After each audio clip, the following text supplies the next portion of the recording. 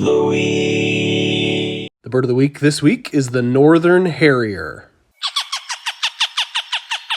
This raptor has long, broad wings, a long tail, and a distinctive white rump patch. Males are pale gray above and white below with black-tipped wings. They're sometimes nicknamed gray ghosts. Females are brownish with streaky undersides and a black banded tail.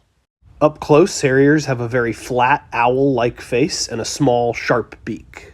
They're often seen gliding low over the ground with wings held up in a V, hunting for rodents in open areas. Harriers are leapfrog migrants, the birds that breed the farthest in the north, winter the farthest in the south. And the birds that breed further south don't typically migrate as far. They call a fast series of keck notes. They also give a short, piercing scream.